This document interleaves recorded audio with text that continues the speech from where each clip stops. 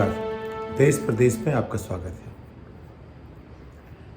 आज दो जगहों पर भ्रष्टाचार की चर्चा हुई। भ्रष्टाचार की बात चीफ जस्टिस ऑफ इंडिया ने, मुख्य न्यायाधीश सुप्रीम कोर्ट के, उन्होंने की। कोई भाषण दे रहे थे अंग्रेज़ी में और उसमें उन्होंने जिक्र किया कि देश में भ्रष्टाचार की स्थिति काफ़ी भयावह सी लगती है। जो हमारे संस्थाएं हैं जिनका काम उसका हल निकालने का है, उन पर भी एक संदेह का निशान लग गया है, प्रश्न चिन्ह लगा हुआ है। सीबीआई जिसकी काफ़ी मान्यता थी, जब लोग कहते थे कोई बात राज्य में विश्वास ना हो तो काम सीबीआई को दे दो, आप सब जानते हैं, हम भी जानते थे। और अब ऐसा हो गया कि सीबीआई का इस्तेमाल इस तरह से हुआ है कि सीबीआई का मतलब होता है कि केंद्र सरकार कुछ खेल खेलना चाहती है, उस पर आस्था खत्म हो गई है, या वो संशय घेरे में है, या इस तरह कुछ बातें। ये बातें chief justice of India Ramana ने कही। जब शुरू में आए थे चीफ जस्टिस, उन्होंने कुछ दिखाए थे ऐसे तेवर, लगा था कि चीज़ें बदलेंगी। लेकिन जैसे ही ये चुनाव हुए, 4 राज्यों में बीजेपी सरकार फिर बनी, तो लगा कि वो कुछ मामलों को, उनकी प्राथमिकताएं बदल गई। अब वो कह तो सकते हैं, मुख्य न्यायाधीश हैं, लगता है उन्हें अगली नौकरी की ज़रूरत नहीं होगी, क्योंकि जिनको ज़रूरत होती है वो सोचते हैं, संभाल के बोलते हैं। जो संभाल के नहीं बोलते हैं तो उनमें कुछ एक हद तक एक इंडिपेंडेंस से होती है और वो बिल्कुल गुलाम नहीं बनना चाहते सिस्टम के। ये बहुत अच्छी बात है, लेकिन हम जानते हैं कि सिम्टम देखना आसान होता है, उसका इलाज करना मुश्किल होता है। सिम्टम सभी लोग देख सकते हैं, सभी नागरिक देख सकते हैं, उसका इलाज डॉक्टर चाहिए, और सभी डॉक्टर नहीं पहचानते इसका इलाज कैसे हो। कुछ एक सफल होते हैं, ज़्यादातर सफल होते हैं आम बीमारियों में, और बड़ी बीमारियों के लिए हमें स्पेशलिस्ट चाहिए। ये हुई शरीर की बात। तो जो कॉन्स्टिट्यूशन है, जो देश को चलाना है, उसको भी हम यही कहते हैं, कोई एक शरीर की तरह है, ऑर्गेनिक है। उसमें कहीं एक चीज़ खराब होती है तो उसका असर हर जगह पड़ता है। उसमें जो सेल्फ करेक्शन की गुंजाइश जो हमारे सेल्स में होती है, वो शायद उतनी नहीं है जब तक कि हम उसके लिए सिस्टम ऐसा नहीं बनाएंगे। तो अगर हमारा सिस्टम बना हुआ है कुछ ऐसे ढांचे में जहाँ वो चीज़ अपने आप ठीक नहीं होती हैं, संतुलित नहीं होती हैं, तो ऐसा नहीं होगा। तो चीफ जस्टिस ने कहा कि हमारे यहाँ पहली बात, करप्शन काफ़ी गहरा है, भयावह है, उसको ठीक करने के इंतज़ाम वो ठीक नहीं है, और बहुत ही जल्द एक ऐसी संस्था बनानी चाहिए जो तमाम चीज़ें, जैसे सीबीआई है, ईडी है, एसएफआईओ जो भी है, उन सबको जोड़ ले और एक संस्था रहे। उनका जो मुख्य एक उद्देश्य था ये, इससे ये होगा कि जो तमाम एजेंसियां जो इन्वेस्टिगेट करती हैं, वो अपने तथ्यों को एक दूसरे के विरोध में नहीं रखेंगी। एक ही एजेंसी होगी, एक ही तथ्य होंगे, और उससे भ्रष्टाचार कम होगा। उससे पता नहीं कम होगा नहीं होगा, क्योंकि अभी अगर 3 एजेंसीज हैं और आप एक के सामने अपनी बात रखते हैं, दूसरे के सामने रखते, तीसरे के सामने रखते हैं, तो संभावना है कि आपको शायद जस्टिस मिले या ना मिले। प्रॉबिलिटी दोनों की है कि अगर एक ने कोई कड़ा रुख ले लिया तो बातें आपके खिलाफ जा सकती हैं, आपके पक्ष में जा सकती हैं। तो यानी कोई परफेक्ट सिस्टम नहीं है। जब तक हम लोग, जैसे रंजन गोगोई का एक इंटरव्यू था कुछ एक महीने पहले का, उन्होंने एक पत्रकार को कहा कि जज आसमान से नहीं टपकते। बहुत अच्छी बात की। उन्होंने ये भी कहा कि भ्रष्टाचार हमारे यहाँ एक स्वीकार्य सा हो गया है, और उस माहौल में कोई भी ऐसा नहीं है जो भ्रष्ट ना हो। अगर आप भ्रष्टाचार को स्वीकार कर लोगे, सब लोग भ्रष्ट हैं। उन्होंने जो बात कही वो तो पता कही, उनमें इतना साहस था कहने का। उनके कहने के आप अगर परत आप उखाड़ें तो उसमें लगेगा जैसे कि वो कह रहे हैं कि सुप्रीम कोर्ट में भी भ्रष्टाचार है।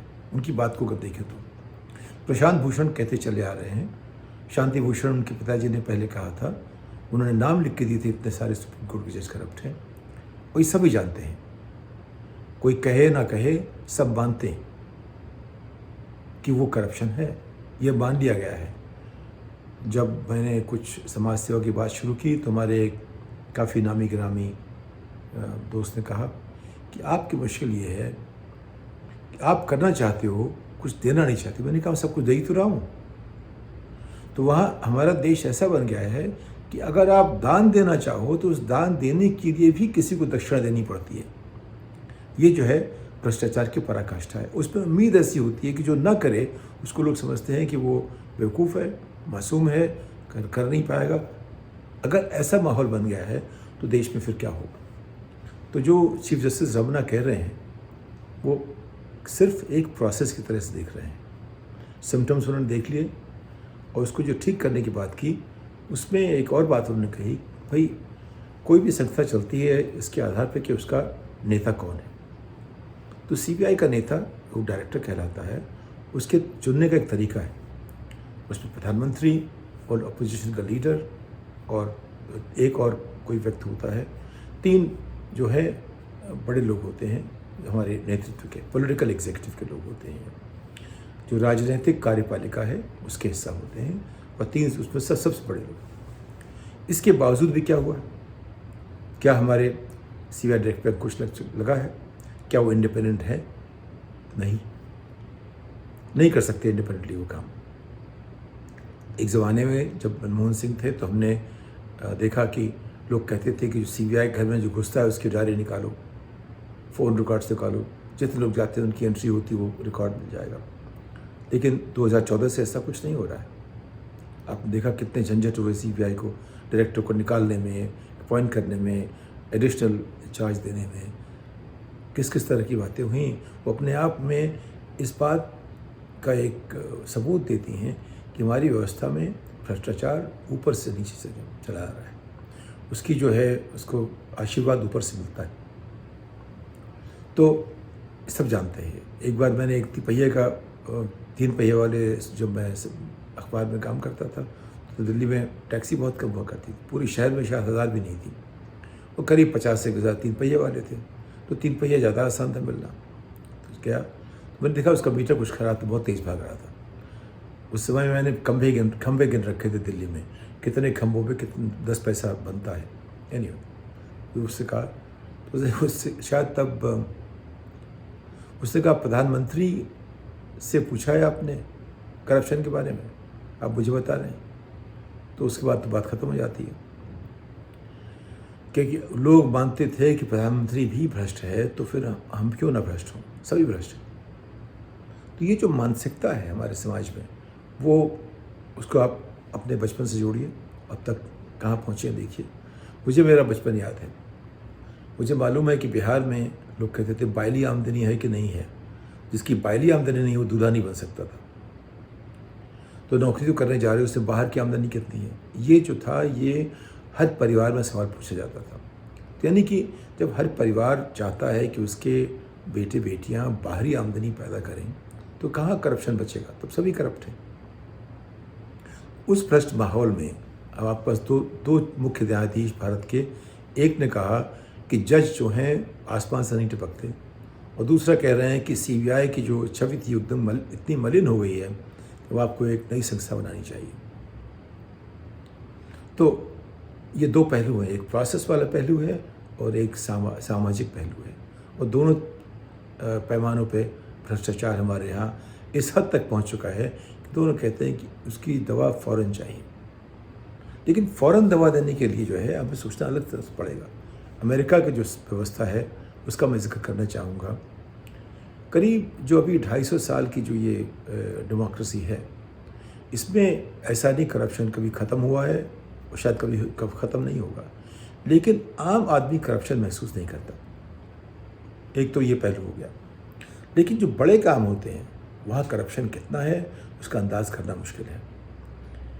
मेरे हिसाब से इराक वॉर, अफ़गानिस्तान वॉर, इन सब जो लड़ाइयाँ हुई हैं, 12 ट्रिलियन जो $6 ट्रिलियन 20 साल में खर्च हुए हैं, ये सब उसी पॉलिटिकल पॉलिसी में करप्शन का हिस्सा है। ये वो लोग हैं जो सरकार से पैसा निकालना जानते हैं और वो सरकार की नीतियाँ बदल सकते हैं, उसके लिए माहौल बना सकते हैं, जो भी करना चाहे वो करते हैं, उसमें वो भी करप्शन है। लेकिन जो छोटे लेवल पे जो करप्शन जो आम आदमी महसूस करता है वो यहाँ पे उतना ही है जितना कभी आप किसी आदमी को फोड़ा वोड़ा हो गया, उससे ज़्यादा नहीं दिखता। भारत में करप्शन हर कदम पे मिलता है आपको। और जैसे चीफ जस्टिस ने कहा, रमन्ना ने, उन्होंने कहा कि डेमोक्रेसी वहीं चलती है जहाँ प्लूरलिज्म हो। उस हिसाब से भारत उसके लिए तैयार है, लेकिन फिर डेमोक्रेसी क्यों नहीं चल रही है? क्योंकि उसका दुरुपयोग उस व्यवस्था करना लोग जानते हैं। डेमोक्रेसी के लिए लोग चाहिए ऐसे जो समझदार हों, जिनकी शिक्षा पूरी हो, जो पढ़ लिख सकें, जो तथ्यों को जोड़ने का एक रास्ता निकाल सकें। जो कोई बात हो तो किसी गाली नहीं दें, कोई बात हो अपनी सोचने की कोशिश करें इसके पीछे बात क्या है। कोई बात हो तो हथियार ना उठाएं, सोचें कि ये क्या बातचीत से हो सकती है। उस संदर्भ में देखिए, आज पाकिस्तान के जो जनरल ने कहा है कि भारत से कोई भी मतभेद हो उसको बातचीत से हल कीजिए, लड़ाई से नहीं। ये जनरल कह रहा है पाकिस्तान का, ऐसी खबर है अखबारों में आज। तो यानी कि जनरल भी कहते हैं कि आप लड़ाई मत करो। एक ज़माने में जनरल सिर्फ ये कहता था मेरा काम लड़ने का है। आपने सुना होगा नाम पेशवा बाजीराव। 40 साल की उम्र में उनका देहांत हो गया। 40 लड़ाइयाँ उन्होंने लड़ी, हर लड़ाई जीते। तो कोई बात हो उसको तलवार से हल करना उस ज़माने की बात थी। लेकिन जब लोकतंत्र आता है, मुझे लोकशाही शब्द पसंद नहीं है। लोकशाही में एक शाही अभिलाषा दिखती है कि हम शाही जो है, शाही तरीका ज़्यादा अच्छा होता है। तंत्र एक व्यवस्था है, एक मशीन है, उसको हम ठीक कर सकते हैं। शाही चीज़ों को हम ठीक नहीं कर सकते। तो लोकतंत्र में हम कैसे ऐसा करें कि भ्रष्टाचार कम हो सके। तो मैंने जो तमाम संस्थाएं देखी हैं उस पर एक जापान और अमेरिका का जिक्र करना चाहूँगा। जापान में करप्शन कुछ कम है, बहुत कुछ कम है, व्यक्तिगत लेवल पे बहुत कम है। क्योंकि वहाँ जब प्रोसिक्यूटर कोई मामला उठाता है तो 1000 में से 2-3 बचते होंगे, बाकी सबको प्रोसिक्यूशन होता है। यानी कि अगर व्यवस्था ने आपको पकड़ लिया कोई गलत काम करते हुए, अब बचने की मुश्किल है, गुंजाइश नहीं बचती आपके पास। आपने देखा होगा कि जब वहाँ भूकंप आते हैं, जब कोई उनको मदद दी जाती है, लोग लाइन लग जाते हैं, कोई लाइन नहीं तोड़ता। कोई देखे चाहे ना देखे, लोग लाइन नहीं तोड़ते। उकसाओगे तो भी आप लाइन नहीं तोड़ेंगे, क्योंकि उनकी आदत बन चुकी है व्यवस्था से चलना। सारे काम ठीक से होने चाहिए, पूरी ब्यूरोक्रेटिक एक पद्धति बन गई है। तो वहाँ गुंजाइश कम है, लेकिन अगर पकड़े गए तो उसमें बचने की गुंजाइश बिल्कुल नहीं है, करीब करीब। और लेकिन क्या करप्शन बड़े लेवल पे नहीं होता? उसके बिना चलेगा ही नहीं। अमेरिका में क्या है, वही है, करप्शन बड़े लेवल बहुत ज़्यादा है, नीचे नहीं है। लेकिन एक चीज़ है, how to keep me honest, ये बात हमेशा चलती रहती है। हमको ईमानदार कैसे रखेंगे? सिस्टम बनाते ऐसा है कि हम ईमानदार रह सकें। तो एक होता है काम करने वालों का सिस्टम, एक होता है उसको मॉनिटर करने वाले का सिस्टम, एक उसको इवेलुएट करती है परत, और फिर चौथी परत कोई ज़रूरत होती है इन्वेस्टिगेट करती है। और फिर वहाँ से मामला निकला तो जब पहुँचती है किसके पास? अपील में या न्यायपालिका के पास। तो एक सिस्टम ऐसा बन गया है कि उसमें अपने आप उसमें फिल्टरिंग प्रोसेस है। तब भी भ्रष्टाचार यहाँ हर स्तर पर है। हर पुलिस का जो शरीफ है वो कहीं ना कहीं वो नहीं मिलेगा तो कुछ जितनी गलतियाँ होती होंगी नहीं होंगी। तो जितनी ड्रग ऑपरेशंस हैं उसमें सब लोग इन्वॉल्व हैं। इसकी कितनी फिल्में आप देख लीजिए अमेरिका हॉलीवुड से निकली हुई कि हर ड्रग ऑपरेशन में कोई ना कोई पुलिस वाला, कोई ना कोई शरीफ में इन्वॉल्व, आज से नहीं 50 साल से जब से बनना शुरू हुई। उसमें हमारे यहाँ बॉस्टन में जो सेनेट के अध्यक्ष थे, उन्होंने उनका जो भाई था वो यहाँ का सबसे बड़ा क्रिमिनल था। फाइनली हमारे एक साथी थे जो यूएस अटॉर्नी बने, उन्होंने पकड़ा उसको। लेकिन 30 साल तक जो सेनेट का जो सबसे पावरफुल लीडर था, जिसका अक्षुण्ण राज सेनेट पे था, उसका अपना सगा भाई सबसे बड़ा अपराधी था। तो इस तरह की बातें हुई हैं अमेरिका में। ये बातें अमेरिका की आज की बातें कर रहे हैं हम, 2010-20 की बातें कर रहे हैं हम, कि हम 19वीं शताब्दी की नहीं कर रहे हैं। तो कोई भी व्यवस्था हो, जब तक हमारे मूल्य इतने जापान की तरह उपरे नहीं हैं, उदात्त नहीं हुए हैं, या ऐसा व्यवस्था नहीं है कि लोगों को डर लगता है गलत काम करने से, तब तक ख़त्म तो कभी नहीं होगा। लेकिन उसकी गुंजाइश बहुत कम हो जाती है। अगर जापान जो है उसका 1% करप्शन इंडेक्स उसका होगा तो भारत का 99% होगा, इतना फ़र्क है। और अमेरिका का शायद 25% होगा। तो करप्शन इंडेक्स देखिए, उसमें हम ज़रूर सबसे आगे हैं दुनिया में। अब कुछ एक अफ्रीका के देश शायद हमसे आगे होंगे, लेकिन परसेंटेज पॉइंट बहुत छोटा होगा। उसको ठीक करने का वही तरीका है कि काम करने वाली एजेंसीज़ के ऊपर मॉनिटर करने वाली एजेंसी होनी चाहिए, उसके ऊपर इवैल्यूएट करने वाली होनी चाहिए, और फिर इन्वेस्टिगेटिव। और इस पर पॉलिटिकल एग्जीक्यूटिव कोई कंट्रोल नहीं होना चाहिए। जब तक पॉलिटिकल एग्जीक्यूटिव उनको कंट्रोल करेंगी, पहले ही को आप कंट्रोल कर लो, वो आपका काम है जो ऑपरेशनल है। लेकिन जो इवैल्यूएशन जो मॉनिटरिंग करती है, इवैल्यूएशन करती है और इन्वेस्टिगेट करती है, उस पर कंट्रोल नहीं होना चाहिए आपका। उसके कैसे नियम बनेंगे, उसके तरीके हैं, लेकिन वो बहुत लंबी बात है। जो हमने 75 साल में ठीक नहीं की, वो एक 15 मिनट की बातचीत में ठीक नहीं होती, लेकिन उसका तरीका है, अगर हम चाहें तो। इस बात के साथ अगली पायदान तक आपसे विदा लेता हूँ।